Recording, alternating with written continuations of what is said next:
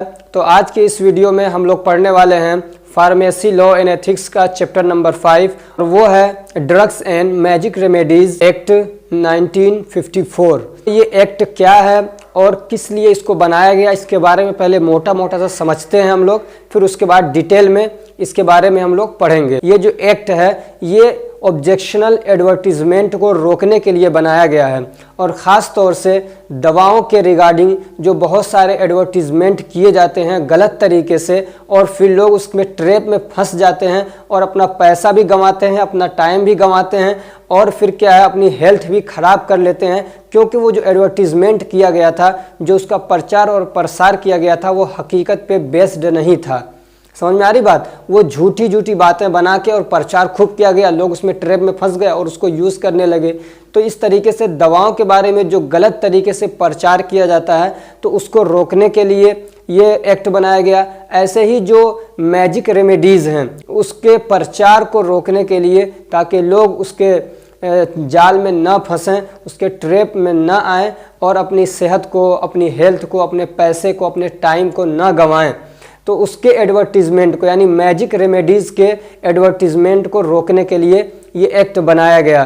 तो दवाओं वाला तो आप समझ गए कि कोई भी दवा है जिसका एडवर्टीजमेंट किया जा रहा है। मैजिक रेमेडीज़ क्या होता है? कि बहुत सारे लोगों को आपने देखा होगा कि जो ये दावा करते हैं कि मैं इस बीमारी को एक मंत्र से ठीक कर दूंगा, मैं इस बीमारी को एक ताबीज़ बना के ठीक कर दूंगा। आपने देखा होगा बहुत सारे सोखा ओझा इस टाइप के बहुत सारे लोग होते हैं जो पढ़े लिखे तो कुछ नहीं होते हैं, लेकिन क्या है बहुत सारे मतलब इनोसेंट लोगों को, जो पढ़े लिखे लोग नहीं हैं, अनएजुकेटेड है, जाहिल टाइप के लोग हैं, तो उसको बेवकूफ़ बनाते हैं। ऐसे ही आपने देखा होगा मज़ारों पे बहुत सारे ऐसे मतलब मजावर बैठे रहते हैं जो पढ़े लिखे नहीं होते हैं, वो क्या कहते हैं परोपकारी भी नहीं होते हैं। सिर्फ ये कि वहाँ पे बैठ गए तो लोग ये समझते हैं कि ये तो बहुत मतलब अच्छे किस्म के आदमी हैं, बहुत क्या कहते हैं ये परोपकारी हैं और इनकी बातों में इतना दम है कि मेरी बीमारियाँ ठीक हो जाएंगी। तो ऐसे लोगों को मना किया गया है कि वो प्रचार न करें। अगर कोई आता है तो आप उनको मतलब झाड़ फूंक करवाना चाहता है तो आप कर दीजिए, लेकिन आप प्रचार नहीं करेंगे, बैनर नहीं लगाएंगे अपने जगह जगह पे, एडवर्टीजमेंट नहीं करेंगे कि आप हमारे यहाँ आइए और मैं गारंटी देता हूँ कि आपकी बीमारियाँ ठीक हो जाएंगी। समझ रहे हैं? तो इस तरीके से इन सब चीज़ों को रोकने के लिए ये एक्ट बनाया गया। अब इसमें यह कि बहुत सारी, अब ये नहीं कि दवाओं के जितने भी तरह के एडवर्टीजमेंट है सबको रोक दिया गया है, बल्कि बहुत सारी उसमें क्या है परमिशंस दी गई हैं। कुछ तो सरकार खुद एडवर्टीजमेंट करती है और अगर किसी को करना है तो उसको सरकार से परमिशन लेना पड़ता है। तो सरकार से परमिशन लेने के लिए आपको प्रूव करना पड़ेगा कि जो आप दवा बता रहे हैं, जिसका जो एडवर्टीजमेंट कर रहे हैं, वो हकीकत में ऐसा है या नहीं है। समझ में आ रही बात? तो सरकार से परमिशन लेके, अप्रूवल लेके आप एडवर्टीजमेंट कर सकते हैं, या तो जो क्या कहते हैं रजिस्टर्ड मेडिकल प्रैक्टिशनर होते हैं, जैसे कि मान लीजिए डॉक्टर, फिजिशियंस, इस टाइप के जो लोग हैं, तो वो क्या है अपना एडवर्टीजमेंट कर सकते हैं अपने प्रेमिसेस के अंदर, जहाँ पे वो प्रैक्टिस कर रहे हैं वहाँ पे वो क्या है एक तरीके के साइन बोर्ड वगैरह लगा सकते हैं कि हमारे यहाँ पे इस बीमारी का इलाज किया जाता है। ऐसे जो मैन्युफैक्चरर कंपनी है वो जो दवाएं बनाती हैं तो उन दवाओं के साथ में जो लीफलेट्स देते हैं, जो उसकी इन्फॉर्मेशन से देते हैं, तो उसमें ये भी बता सकते हैं कि किस बीमारियों को ठीक करने के लिए है। तो इस टाइप का जो एडवर्टीजमेंट है वो क्या है मना नहीं किया गया है, उनको इजाज़त दी गई है। तो ये इसका एक मोटा मोटा सा खाका था। चलिए अब हम लोग इसको डिटेल से पढ़ते हैं। तो इसका इंट्रोडक्शन क्या है? तो the drug and magic remedies act 1954 is passed for regulating the advertisement of some drugs in certain cases. तो ये जो एक्ट है ड्रग एंड मैजिक रेमेडीज, जो कि 1949 के अंदर बनाया गया, तो इसको किस लिए बनाया गया, क्यों पास किया गया ये एक्ट? तो for regulating the advertisement of some drug in certain cases, तो कुछ खास केसेस में, यानी कि हर वक्त मना किया गया, कुछ खास केसेस के अंदर कुछ दवाओं के एडवर्टीजमेंट को रोकने के लिए, रेगुलेट करने के लिए ये एक्ट बनाया गया।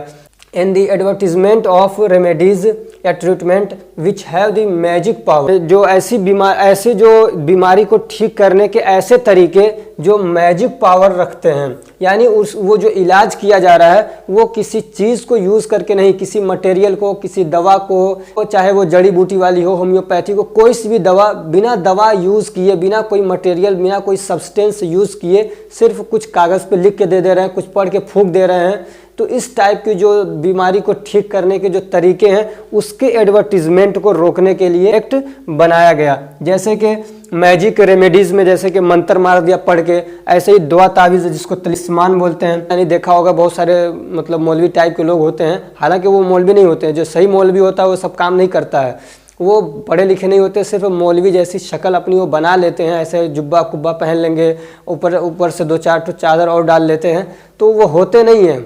समझ में आ रही बात? वो होते नहीं हैं, वो अपने आप को ऐसा दिखाते हैं लोगों को अपने जाल में फंसाने के लिए, तो उनसे बचना चाहिए।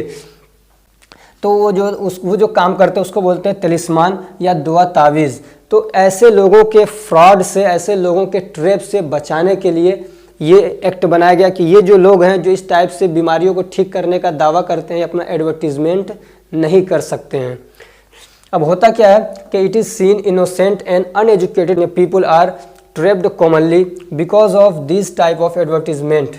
तो इस टाइप के जो एडवर्टीजमेंट हैं, यानी ये जो रेमेडीज़, यानी जो मैजिक रेमेडीज़ हैं या कुछ दवाओं के एडवर्टीजमेंट जो फाल्स तरीके से किए जाते हैं, तो उस टाइप के एडवर्टीजमेंट से नुकसान किनको होता है? जो इनोसेंट लोग हैं, यानी मासूम लोग हैं, जो जानते नहीं हैं, भोले भाले लोग हैं, या जो पढ़े लिखे लोग नहीं हैं, या बहुत सारे पढ़े लिखे लोग भी उसमें फंस जाते हैं।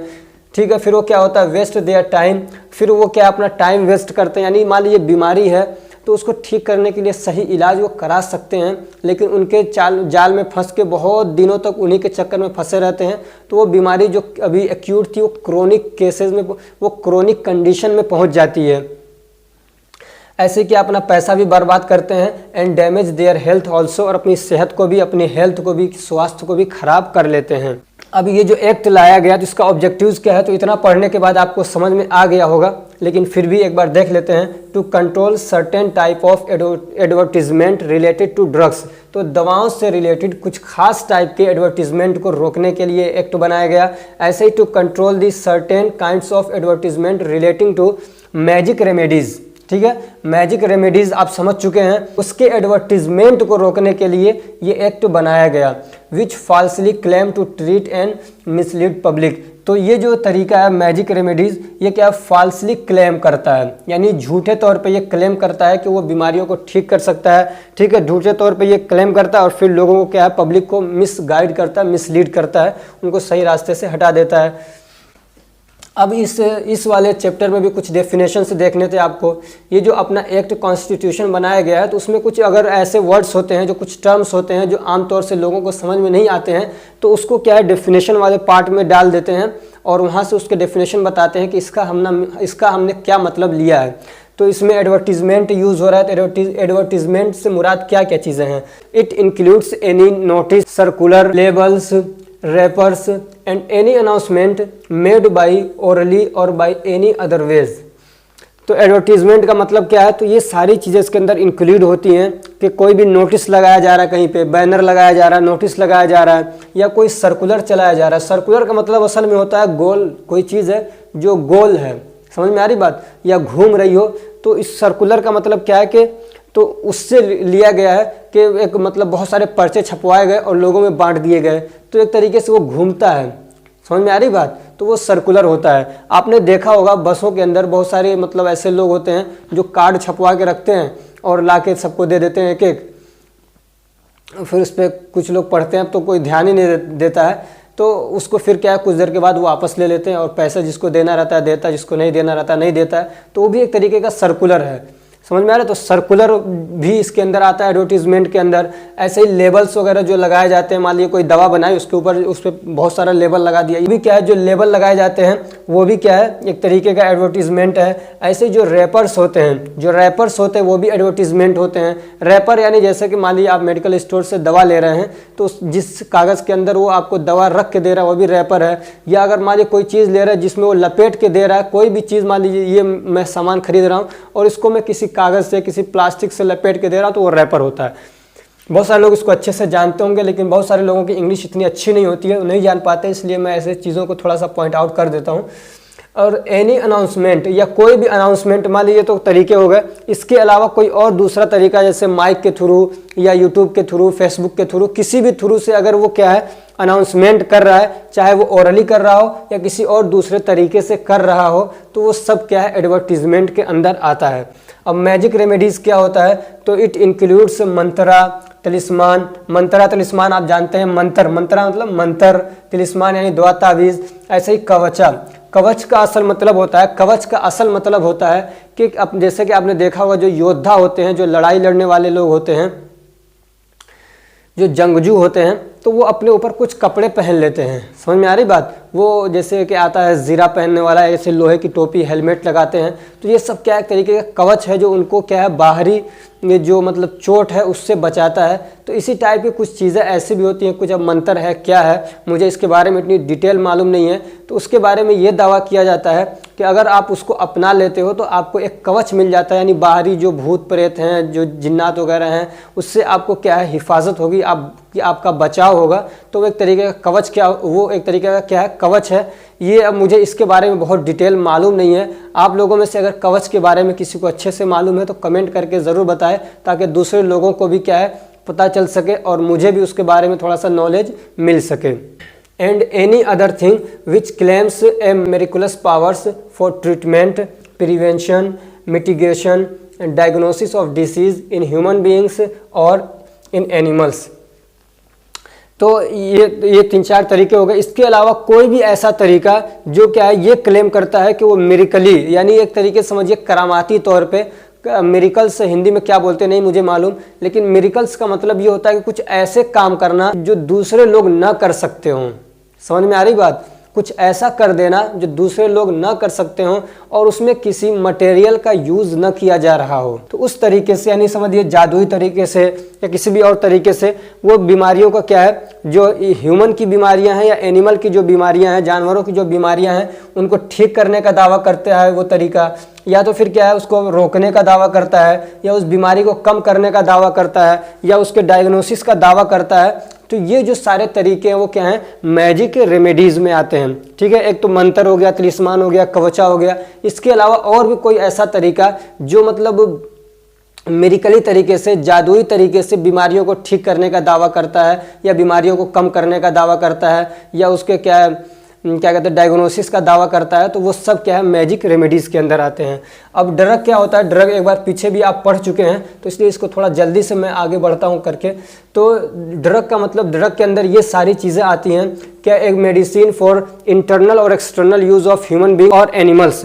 तो कोई भी दवा जो एक्सटर्नल या इंटरनल यूज़ के लिए हो, चाहे वो ह्यूमन के लिए हो चाहे एनिमल के लिए हो, तो वो उसको हम लोग ड्रग बोलते हैं। कोई भी ऐसी चीज़ जो कि बनाई गई है यूज़ करने के लिए, ट्रीटमेंट के पर्पज से, प्रिवेंशन के लिए, मिटिगेशन के लिए, डायग्नोसिस के लिए, तो वो भी क्या है मतलब ड्रग के अंदर आता है। ऐसे एनी आर्टिकल, आर्टिकल मतलब कोई भी चीज़, ठीक है, अदर देन फूड, जो खाने के अलावा है, और फिर वो क्या है हमारी बॉडी के अंदर किसी स्ट्रक्चर को या फिर किसी ऑर्गेनिक फंक्शन को वो अगर चेंज करता है तो वो भी क्या एक तरीके का दवा माना जाता है। ऐसे कोई भी चीज़ जो कि क्या है दवा के अंदर एक कंपोनेंट के तौर पे यूज़ होती है, जैसे कि फार्मास्यूटिकल एड्स वगैरह हैं, तो वो सब भी क्या है दवा के अंदर आते हैं, उसको हम लोग ड्रग बोलेंगे। अब ये एक इम्पोर्टेंट टॉपिक है, ये ज़रूर याद रखिएगा, प्रोहिबिशन ऑफ सर्टेन एडवर्टीजमेंट। ठीक है, ये एग्ज़ाम में पूछ सकता है कि प्रोहिबिशन ऑफ सर्टेन एडवर्टीजमेंट, कि वो कौन से खास टाइप के एडवर्टीजमेंट हैं जिनको क्या है प्रोहिबिट किया गया है, फॉरबिट किया गया है, रोका गया है, मना किया गया है, और अगर कोई करता है तो वो कानूनन जुर्म कर रहा है, उसको सज़ा मिलेगी 6 महीने की पहली गलती में, और दोबारा करता है तो फिर 1 साल की सज़ा मिलेगी जेल की, या तो फिर उसको जुर्माना लगेगा। तो क्या है, advertisement of drugs for the procurement of miscarriage in women और prevention of conceptions in women. तो ऐसी दवाओं का एडवर्टीजमेंट करना जो कि मिसकैरिएज को ठीक करने के लिए बनाई गई है। मिसकैरिएज का मतलब होता है कि birth of child before fully developed and causes death. बहुत सारी औरतों में ये दिक्कत होती है, उनके बच्चे क्या हैं वो मतलब अभी पूरा डेवलप नहीं होते, उससे पहले ही पैदा हो जाते हैं, इसको प्री मेचर बर्थ बोलते हैं। तो मतलब जैसे कि उमूमन बच्चे क्या है 9 महीने में पैदा होते हैं, तो पता चल रहा है कि वो 6 महीने में पैदा हो जा रहे हैं, 7 महीने में पैदा हो गए। अब उनके सारे बॉडी के ऑर्गन्स अच्छे से डेवलप्ड नहीं होते हैं तो वो मर जाते हैं।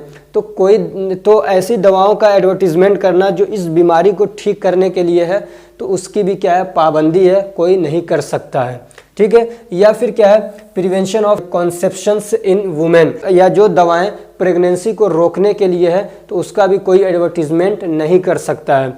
ऐसे ही द मेंटेनेंस और improvement of the capacity of human being for sexual pleaser, ऐसे ही वो दवा जो ये कहती हो कि मतलब आपका सेक्सुअल जो टाइमिंग है या सेक्सुअल पावर है जो मैन के अंदर, मतलब मर्दों के अंदर जो सेक्स करने की जो ताकत है, जो पावर है, उसको बढ़ाने वाली जो दवाएं हैं, तो उसका भी कोई एडवर्टीजमेंट नहीं करेगा, क्योंकि इन सब चीज़ों में ना बहुत ज़्यादा फ्रॉड होता है। आदमी जो धोखा भी खाता है वो किसी को बताता भी नहीं है, समझ रहे हो ना। तो इसलिए ऐसी जो दवाएँ हैं उसके बारे में एडवर्टीजमेंट करने से रोका गया है। ऐसे ही the correction of menstrual disorder in women, ऐसे ही जो मेंस्ट्रुअल डिसऑर्डर होता है यानी जो माहवारी आती है उसमें दिक्कतें हैं, उसको तो उस बीमारी को ठीक करने के लिए जो दवा है तो उसका भी कोई मतलब क्या कहते हैं एडवर्टीजमेंट नहीं करेगा। यानी कोई उसने दवा बनाई, यानी इन सब बीमारियों के लिए कोई दवा बना रहा है तो उसका ये एडवर्टीजमेंट नहीं करेगा। लोगों को अच्छा लगेगा तो लेंगे, वो सरकारी तौर पे परमिशन लेके तो कर सकता है, लेकिन दवा बनाई और खुद से अगर चाहे कि मैं इसका एडवर्टीजमेंट करूं तो नहीं कर सकता है, और ना उसके जुर्माना वगैरह देना पड़ेगा। क्योंकि बहुत सारे लोग इस तरीके से फाल्स तरीके से क्या है दवाएं बनाएंगे और बेचने लग जाएंगे, और मतलब वो दवाएं काम तो करेंगी नहीं। जो दवा लेगा वो भी क्या है बेचारा शर्माएगा, किसी से बता नहीं सकता, कहीं केस नहीं कर सकता है। तो इस तरीके से बहुत सारे लोग उसके जाल में फंसते हैं। हालांकि अब भी इतना कानून होने के बावजूद भी ये जुर्म बहुत होता है और बहुत सारे लोग फंसते हैं हर रोज़ इसमें, तो बचना चाहिए। ये सब जो मतलब बीमारियां हैं तो इसमें आदमी को शर्माना नहीं चाहिए, जाके डॉक्टर से सलाह मशवरा करना चाहिए कि ये दिक्कत है, मुझे ऐसी परेशानियां हैं। अब आप लोग फार्मासिस्ट बन रहे हैं तो लोगों को अगर कुछ इस टाइप की दिक्कत है तो उनको ये मतलब इनकरेज करना चाहिए कि आपको शर्माने की ज़रूरत नहीं है, ये भी एक तरीके की बीमारी है। तो बीमारियों का इलाज होता है तो किसी अच्छे डॉक्टर से जाके आपको मिलना चाहिए, न कि उनके चक्कर में पड़ के अपनी सेहत को और ख़राब करना चाहिए। ऐसे ही फॉर डायग्नोसिंग, प्रिवेंटिंग और curing appendicitis, arteriosclerosis, blindness, blood poisoning, cancer, और ये बहुत सारी बीमारियां हैं, ठीक है।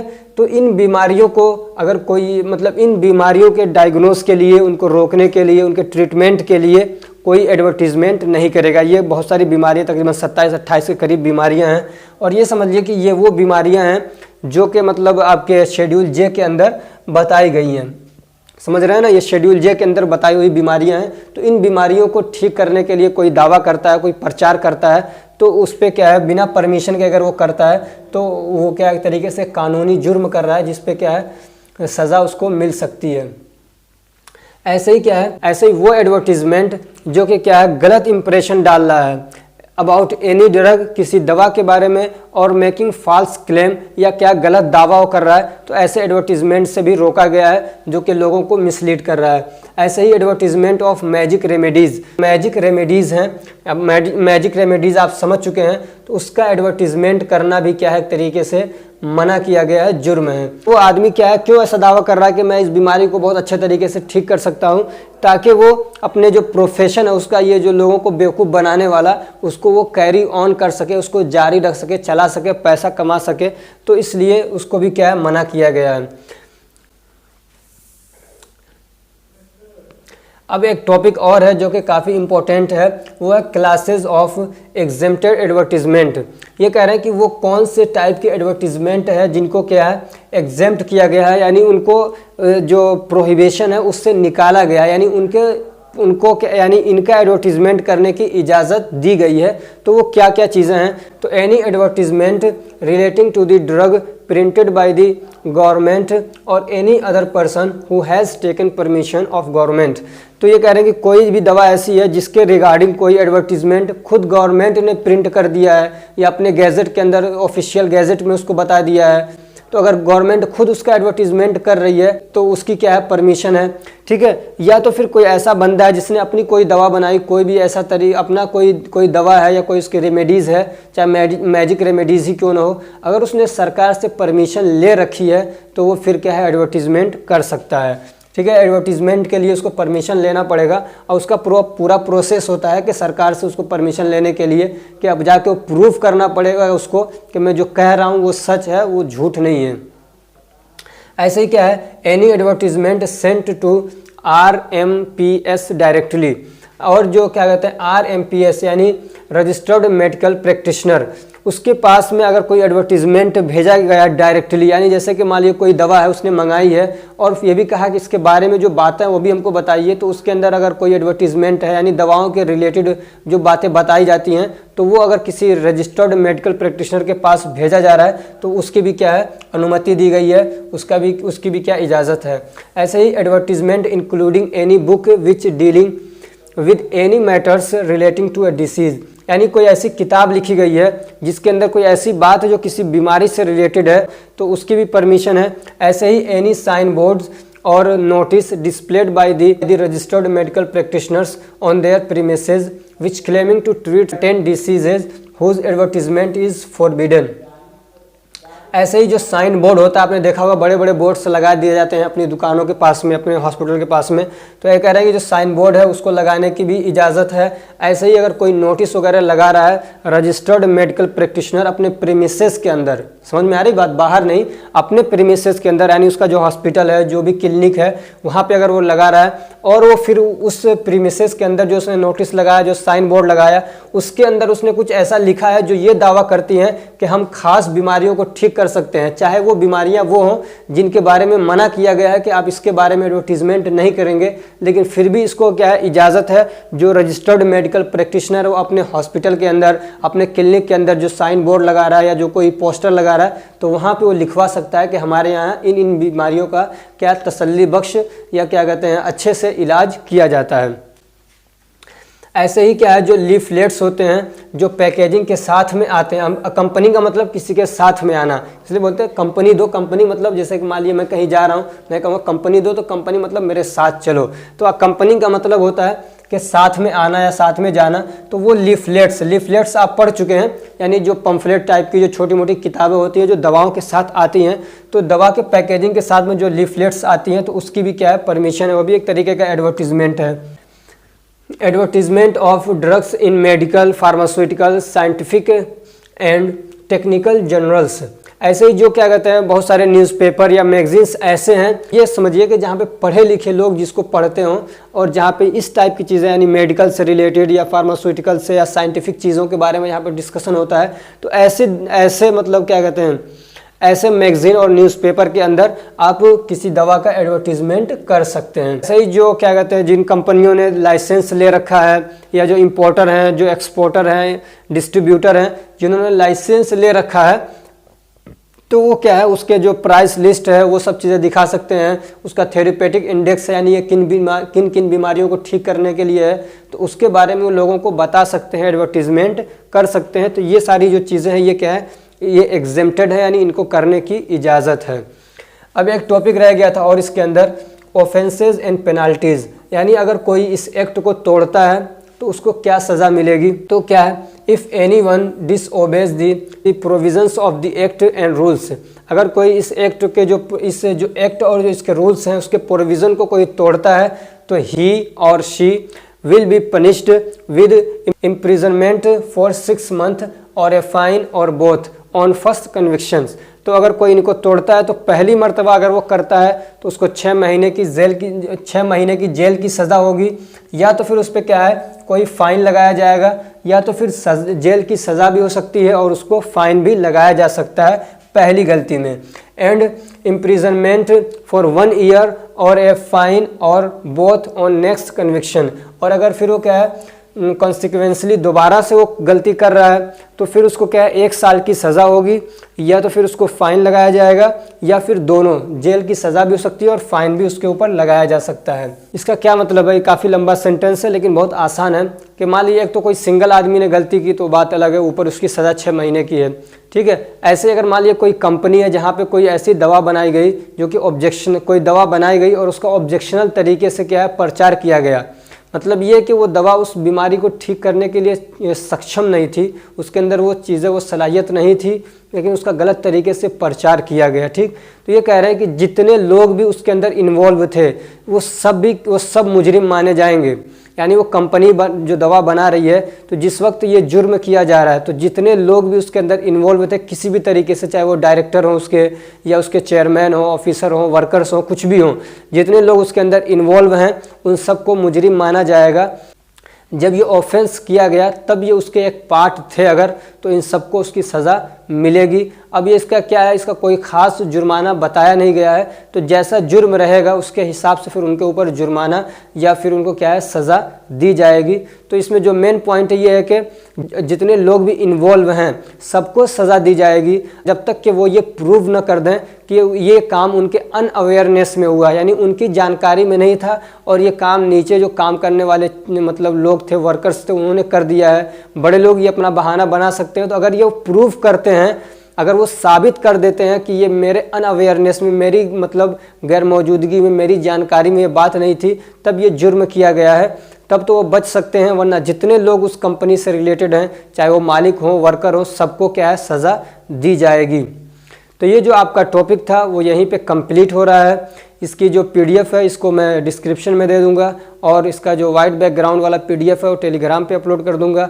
अगर ये हमारी कोशिश आपको अच्छी लग रही है तो वीडियो को लाइक करिए, चैनल को सब्सक्राइब करिए और अपने फ्रेंड्स को भी शेयर करिए ताकि वो भी इससे फ़ायदा उठा सकें। फिर मिलते हैं नेक्स्ट चैप्टर के साथ।